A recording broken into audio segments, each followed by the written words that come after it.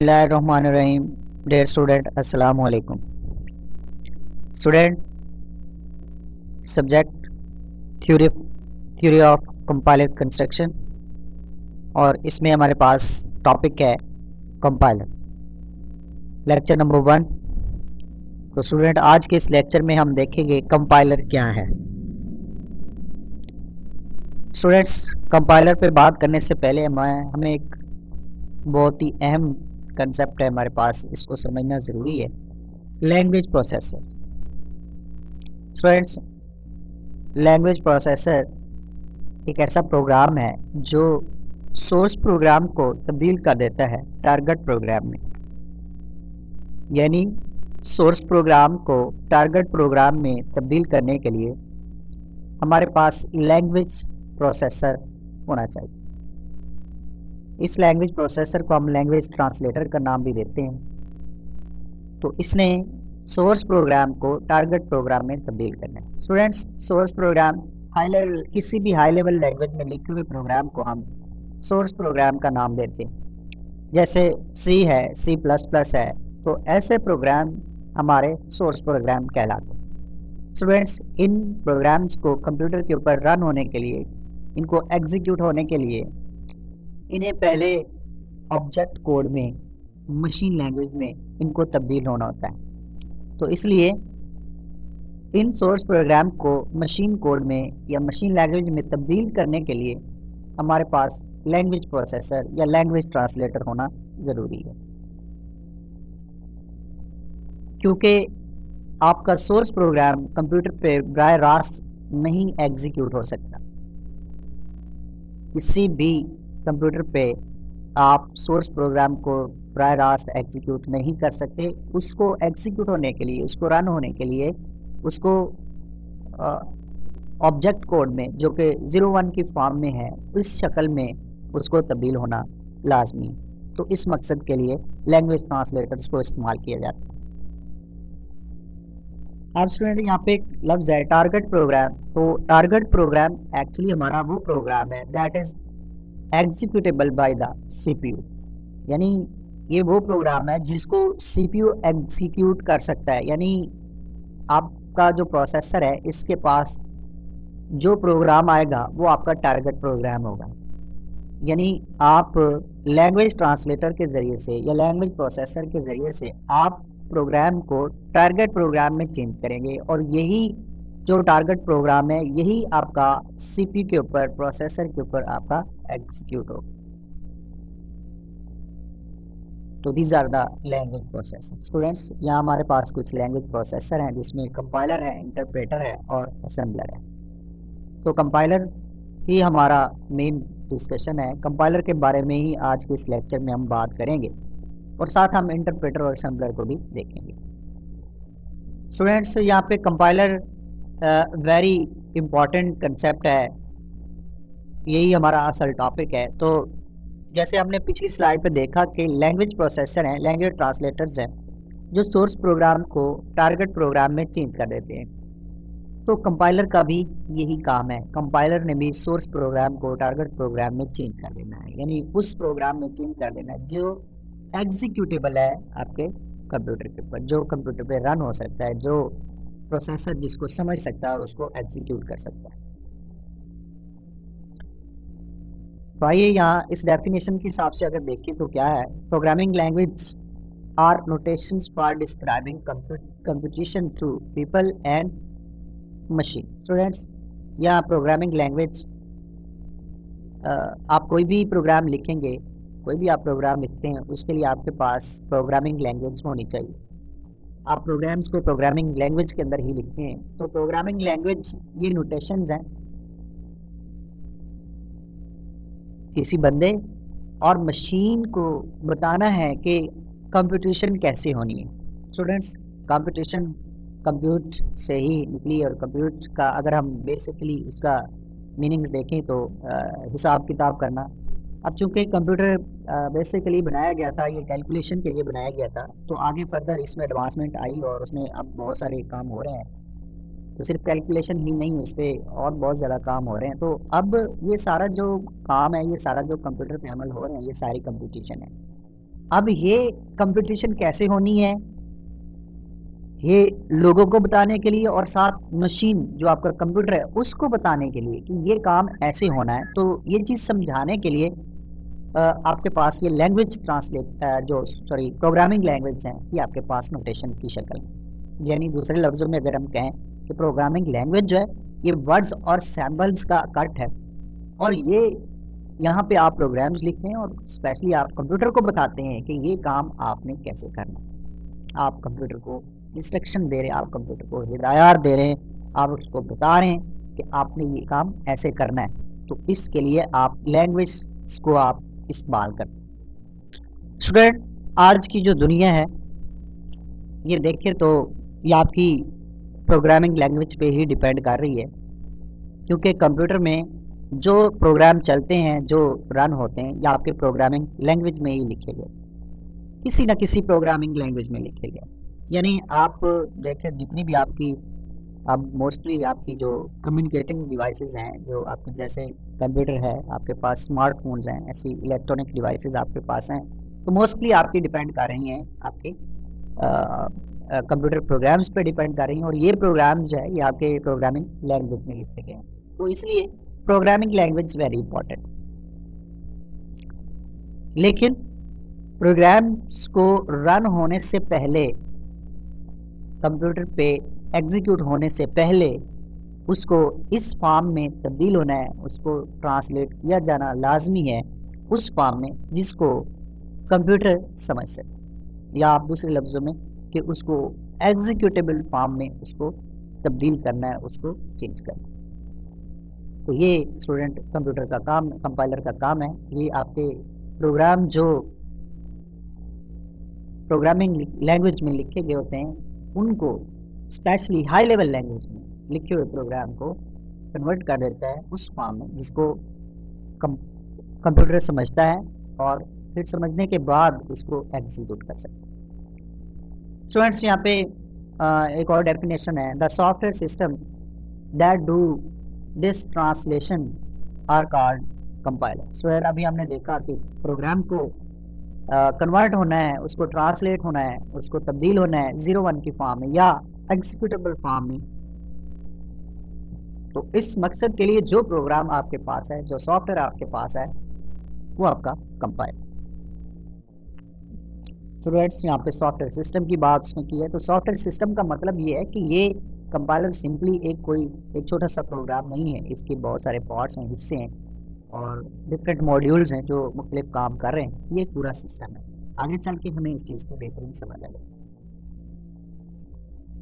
अगर हम सादा से लफ्ज़ों में देखें तो यहाँ पे कंपाइलर की जो डेफिनेशन है, compiler is a program that can read a program in one language, जैसे हमारे पास सोर्स प्रोग्राम है, and translate it into a equivalent program in another language जिसको हम टारगेट लैंग्वेज का नाम। यानी सादा लफ्ज़ों में अगर हम देखें तो कंपाइलर जो एक ऐसा प्रोग्राम है जो सोर्स लैंग्वेज के प्रोग्राम को पढ़ता है, उसको ट्रांसलेट करता है, और देन उसको जिस लैंग्वेज में वो ट्रांसलेट कर रहा है वो आपकी टारगेट लैंग्वेज। तो this is the compiler.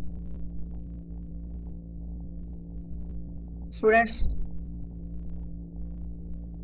Compiler के लिए अगेन डेफिनेशन है,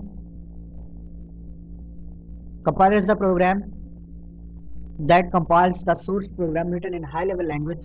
ये अभी जैसे बात कर रहे थे कि हाई लेवल लैंग्वेज जैसे हमारे पास C++ है, ऐसी और भी बहुत सारी लैंग्वेज, जावा है, सो ऑन। तो इसके प्रोग्राम को कन्वर्ट कर देता है मशीन कोड में, जिसको हम बाइनरी कोड भी कहते हैं, 01 की फॉर्म में भी, 01 की फॉर्म में उसको तब्दील कर देता है। और यही जो मशीन कोड है यही आपका एग्जीक्यूटेबल कोड है और यही आपका टारगेट कोड है। इसी को हम टारगेट प्रोग्राम का नाम भी देते हैं। तो इसमें कंपाइलर आपके सोर्स प्रोग्राम को कन्वर्ट करेगा। It also generate the assembly language को। स्टूडेंट, यहाँ पे एक अहम बात आ गई हमारे सामने कि ये सिर्फ 01 की फॉर्म में इसको चेंज नहीं करता, ये असेंबली लैंग्वेज के कोड में भी प्रोग्राम को कन्वर्ट करते हैं। बाज़ कंपाइलर ये ऐसे असेंबली लैंग्वेज के कोड में भी आपके सोर्स प्रोग्राम को कन्वर्ट कर देते हैं। ये इसलिए होता है कि आपका जो असेंबली लैंग्वेज में प्रोग्राम होता है वो इजीली आगे एग्जीक्यूटेबल फॉर्म में तब्दील हो जाता है और आसानी से वो आपका आगे फर्दर एग्जीक्यूशन में आता है। तो इसलिए बाज़ कंपाइलर जो है ये पहले असेंबली लैंग्वेज में उसको सोर्स कोड को तब्दील करते हैं और फिर दैन सोर्स कोड जो है ये आगे सॉरी ये असेंबली कोड जो है ये आगे दैन फर्दर आपके ऑब्जेक्ट कोड या आपके टारगेट प्रोग्राम में चेंज हो जाता है। तो ये इस मकसद के लिए आपके कंपाइलर इस्तेमाल किए जाते हैं। स्टूडेंट्स यहाँ पे हमारे पास ये अगर हम इसके स्ट्रक्चर को देखें यहाँ पे हमारे पास कुछ चीज़ें इंपॉर्टेंट आ रही हैं। ये बहुत इंपॉर्टेंट है। कंपाइलर मज़ीद जैसे अभी हम बात कर रहे थे कि ये सोर्स प्रोग्राम को कंपाइलर लेता है और उसके टारगेट प्रोग्राम में चेंज कर देता है। तो यहाँ पे आप देखें कि आपका सोर्स प्रोग्राम है ये कंपाइलर के पास जा रहा है और कंपाइलर देन आगे इसको टारगेट प्रोग्राम में चेंज कर रहा है। तो यहाँ पे टारगेट प्रोग्राम में यहाँ पे हमारे पास असेंबली लैंग्वेज भी है और मशीन कोड भी है। तो कंपाइलर का अगर हम टारगेट प्रोग्राम देखें तो यहाँ पे असेंबली लैंग्वेज कोड में भी वो चेंज कर देता है और देन मशीन कोड में भी चेंज कर देता है। दोनों में वो उसको चेंज कर सकता है और यहीं से आगे फर्दर आपके एग्जीक्यूटेबल जो कोड है या प्रोग्राम है वो आपका जनरेट किया जाता है और वही आपके कंप्यूटर पे एग्जीक्यूट होता है। तो इस मकसद के लिए आप कंपाइलर को इस्तेमाल करते हैं। कंपाइलर आपका इसी मकसद के लिए इस्तेमाल किया जाता है।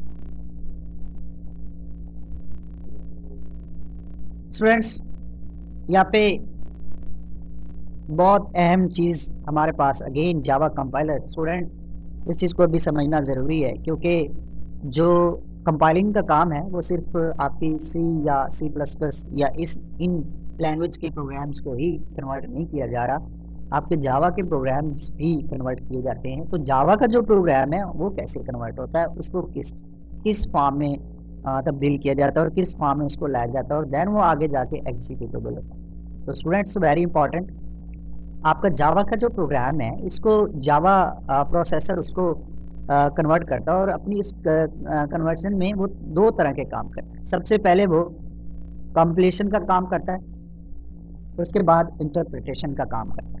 स्टूडेंट्स से दोनों इंपॉर्टेंट है। कंपाइलेशन का मतलब आपका कंपाइल हो रहा है, उसको जब कंपाइलिंग का काम किया जाता है तो सबसे पहले आपके प्रोग्राम को बाइट कोड में चेंज कर दिया जाता है। ये एक इंटरमीडिएट फॉर्म है, यानी अभी आपका ये जो कोड है, ये जो सोर्स प्रोग्राम है, ये अभी फाइनल टारगेट फॉर्म में नहीं आया, टारगेट कोड में नहीं आया, टारगेट प्रोग्राम में नहीं आया।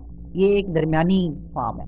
उसमें जब कंपाइलिंग का काम होता है तो उसमें आपके सोर्स प्रोग्राम को इंटरमीडिएट फॉर्म में तब्दील कर दिया जाता है और इस इंटरमीडिएट फॉर्म को हम बाइट कोड का नाम देते हैं। देन ये बाइट कोड इंटरप्रेट होता है और इसको जावा वर्चुअल मशीन इंटरप्रेट करती है और फिर देन ये आगे आपके एग्जीक्यूटेबल फॉर्म की तरफ आता है। तो ये दो सूरतें हैं आपके प्रोग्राम को कन्वर्ट करने, जावा के प्रोग्राम को कन्वर्ट करने के लिए एग्जीक्यूटेबल फॉर्म। दो काम हो, जैसे यहाँ आप फिगर में भी इसको आप देख रहे हैं कि सोर्स प्रोग्राम है, उसको ट्रांसलेटर लेगा, ये आपका जावा लैंग्वेज ट्रांसलेटर है, इसको लेगा, या इस जो आपका प्रोसेसर है, लैंग्वेज प्रोसेसर है, जो इसको ले रहा है आपके सोर्स प्रोग्राम को और इसको इंटरमीडिएट फॉर्म में उसको चेंज कर रहा है और यही आपका जो इंटरमीडिएट प्रोग्राम है ये आपका बाइट कोड है। स्टूडेंट्स बाइट कोड के बारे में देखें तो ये आपकी जो है वो इंटरमीडिएट फॉर्म है और ये जावा जो है ये आपकी पोर्टेबल लैंग्वेज है। इसका मतलब ये होता है कि ये किसी एक प्लेटफॉर्म पे डिपेंड नहीं करती, आप इसके प्रोग्राम को किसी भी प्लेटफॉर्म पे रन कर सकते हैं और ये इसकी वजह यही बाइट कोड है। बाइट कोड जो है ये जावा का प्रोग्राम जो कन्वर्ट होकर इंटरमीडिएट फॉर्म में आ रहा है वो बाइट कोड की फॉर्म में आ रहा है और देन आगे यही बाइट कोड जो है आगे किसी भी कंप्यूटर के ऊपर या किसी भी प्लेटफॉर्म पे इसको रन किया जा सकता है। तो इसी वजह से ये जावा जो है ये आपकी पोर्टेबल लैंग्वेज, इसका मतलब ये है कि किसी एक प्लेटफॉर्म पे ये डिपेंड नहीं कर रहा। तो ये बाइट कोड है। बहरहाल ये बाइट कोड आगे देन जावा वर्चुअल मशीन के पास जाएगा और फिर देन जो है वो वहाँ से एग्जीक्यूटेबल फॉर्म बनेगी और आगे आपको आउटपुट मिलेगी जो आपने प्रोग्राम में काम करने के लिए कहा है वो आपका हो जाए। तो इस तरीके से ये जावा कंपाइलर काम करता है। यहाँ देखते हैं यहाँ पे क्या बात है, Java language processor combines compilation and interpretation. तो ये दोनों काम कर रहा है। जैसे यहाँ फिगर में भी उसने कहा है कि सोर्स प्रोग्राम में first be compiled into a intermediate form called byte. तो पहला सोर्स प्रोग्राम जो है वो आपका इंटरमीडिएट फॉर्म में चेंज हो रहा है और उसको हम बाइट कोड का नाम दें। The byte code are then interpreted by virtual machine, इसको जावा वर्चुअल मशीन का नाम भी देते हैं स्टूडेंट्स। तो ये एक्चुअली इसने आगे फर्दर एग्जीक्यूटेबल फॉर्म में प्रोग्राम को कन्वर्ट करना होता है। A benefit of this arrangement is that byte code compiled on one machine can be interpreted on an other machine. Students यहाँ पर मशीन का मतलब ये है कि आपका कोई भी सिस्टम है, चाहे वो हम उसको ऑपरेटिंग सिस्टम के हिसाब से देखें या प्रोसेसर के हिसाब से देखें, कोई भी प्लेटफॉर्म है, कोई भी आपके ऑपरेटिंग सिस्टम, आपका प्रोसेसर है, उस पर वो प्रोग्राम एग्जीक्यूट हो जाए। तो स्टूडेंट्स इस तरीके से आप इसको यूज़ करते हैं। In order to achieve faster processing of the input to output, some Java compilers called just-in-time compiler translate the bytecode in a machine language immediately before they run the intermediate program to process the input। Students यहाँ पे again वही बात आ गई कि कुछ जावा के ऐसे भी कंपाइलर हैं जो बाइट कोड को पहले मशीन लैंग्वेज में चेंज कर देते हैं, पहले ही मशीन लैंग्वेज में चेंज कर देते हैं ताकि जल्दी ही आपका प्रोग्राम एग्जीक्यूट हो सके। तो इस मकसद के लिए ये जावा कंपाइलर्स को इस्तेमाल किया जाता है। यानी जावा कंपाइलर जो है फर्स्ट आपके प्रोग्राम को बाइट कोड में चेंज करते हैं और फिर दैन बाइट कोड जो है जावा वर्चुअल मशीन के ज़रिए से आगे फर्दर टारगेट प्रोग्राम में चेंज हो जाता है।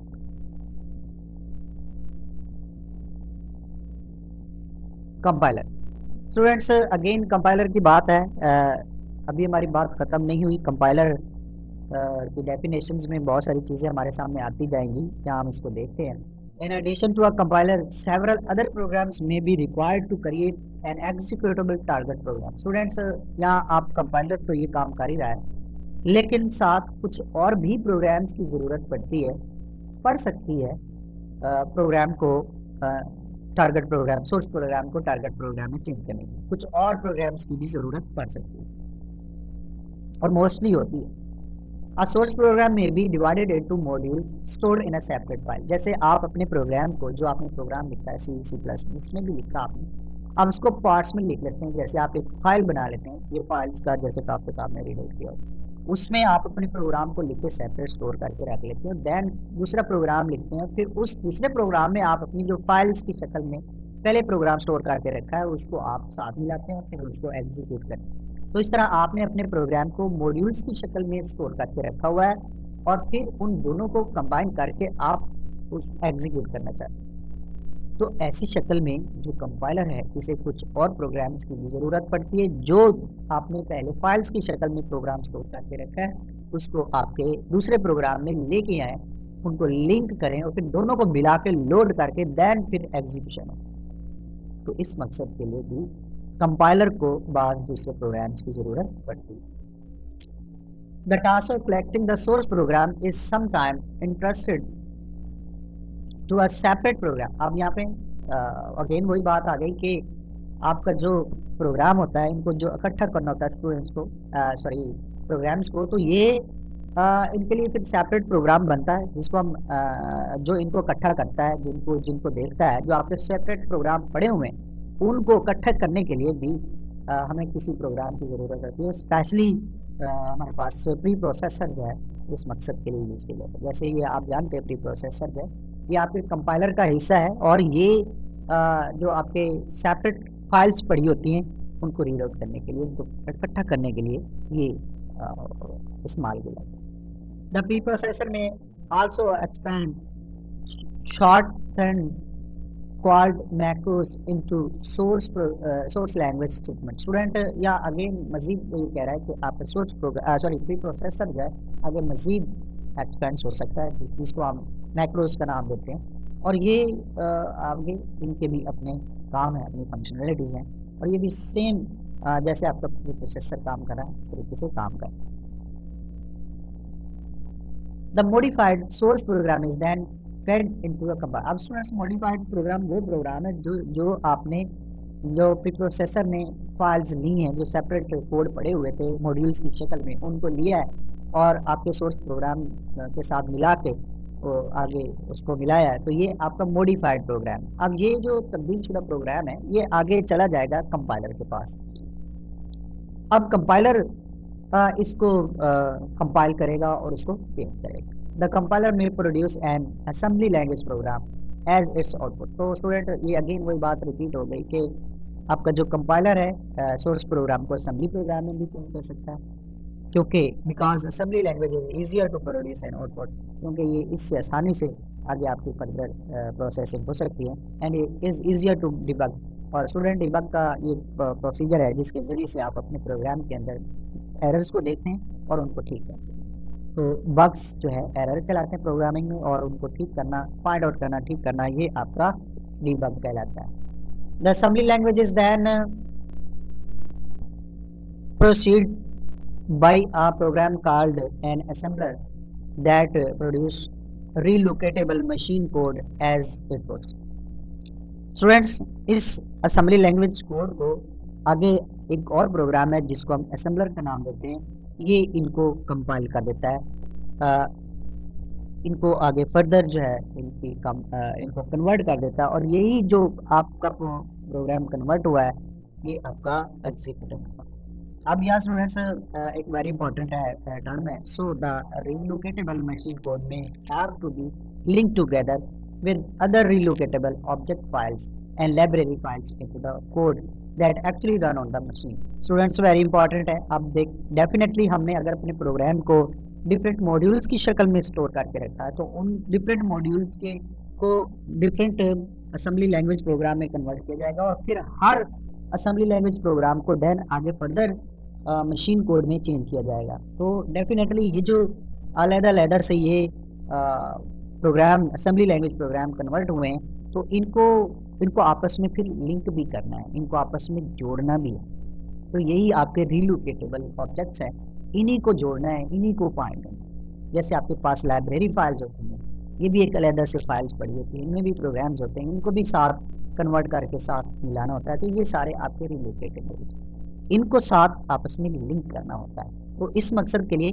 लिंकर है जो इस प्रॉब्लम को सॉल्व करता है।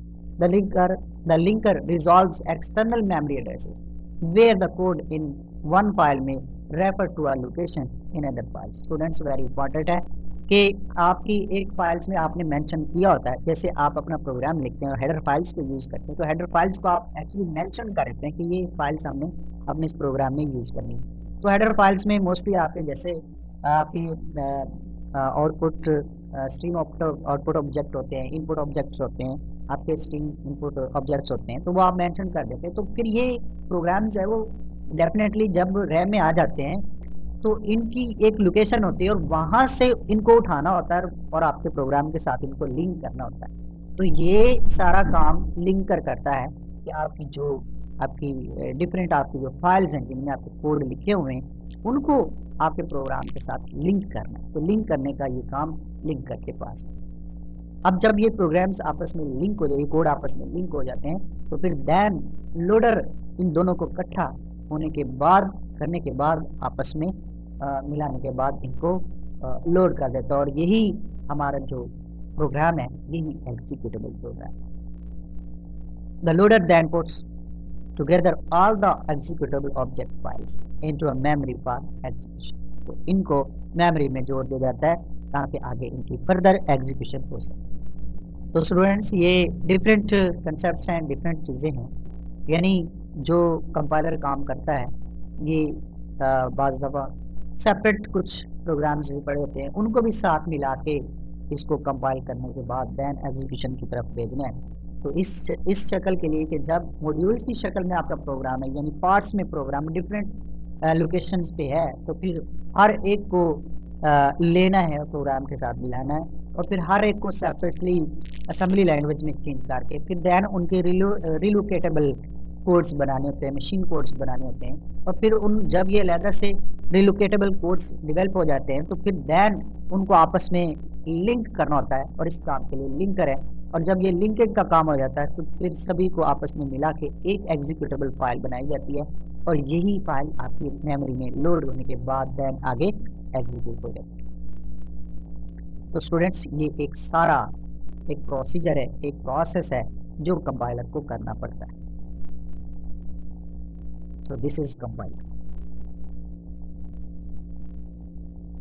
स्टूडेंट्स यहाँ हमारे पास इसकी एक पूरा प्रोसेस है, लैंग्वेज प्रोसेसिंग सिस्टम है हमारे पास। इसको हम देखें तो लैंग्वेज प्रोसेसिंग सिस्टम का मतलब ये है कि किसी भी लैंग्वेज में कोई प्रोग्राम लिखा है तो उसको कन्वर्ट होने का उसका जो प्रोसेस है वो ये हमारे सामने आप देख रहे हैं। सबसे पहले आपके पास सोर्स प्रोग्राम है। ये सोर्स प्रोग्राम प्री प्रोसेसर के पास आया, उसके बाद मॉडिफाइड सोर्स प्रोग्राम आपके सामने आया। मॉडिफाइड प्रोग्राम वही बात स्टूडेंट्स की, अगर आपका सोर्स प्रोग्राम डिफरेंट मॉड्यूल्स पे मुश्तमिल है, यानी आपने अपने प्रोग्राम में कुछ सेपरेट फाइल्स जिनमें कोई सेपरेट कोड लिखा पड़ा है वो आपने शामिल किया है, तो प्री प्रोसेसर उनको साथ मिलाएगा और मिलाने के बाद देन आपके पास मॉडिफाइड सोर्स प्रोग्राम आपके पास आ जाएगा। अब यहाँ कंपाइलर के पास आया, कंपाइलर ने इसको टारगेट असेंबली प्रोग्राम में चेंज किया। टारगेट असेंबली प्रोग्राम को आगे असेंबलर ने लेना है और उसको रिलोकेटेबल मशीन कोड्स में चेंज कर देना है। स्टूडेंट्स, रिलोकेटेबल का मतलब ये है कि जैसे डेफिनेटली हमने शुरू में देखा कि डिफरेंट पार्ट्स में, डिफरेंट मॉड्यूल्स में आपका प्रोग्राम है, तो यहाँ पे वो कन्वर्टर भी अलग अलग होंगे और फिर इनको आपस में लिंक किया जाएगा। लिंक करने का काम ये लिंकर का है और लिंक होने के बाद जब ये आपस में एक ही एग्जीक्यूटेबल कोड जनरेट हो जाएगा तो उसको लोडर मेमोरी में लोड कर देगा और दैन फिर ये आपका जो है वो एग्जीक्यूटेबल कोड है आपके पास। ये टारगेट मशीन कोड भी हम इसको कह सकते हैं कि आपका कोड, यही आपका कोड जो है रन हो जाएगा, रन होने के लिए यहाँ पे तैयार है और यानी ये आपका एग्जीक्यूट हो जाएगा। तो ये एक प्रोसेस है स्टूडेंट्स, ये एक तरतीब है, एक सीक्वेंस है जिस हिसाब से आपका ये प्रोग्राम प्रोसेसिंग कंपाइलिंग से आगे फर्दर है।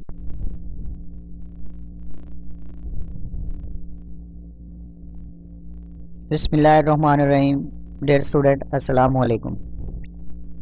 Student, subject theory of compiler construction और इसमें हमारे पास टॉपिक है कंपाइलर, लेक्चर नंबर 1।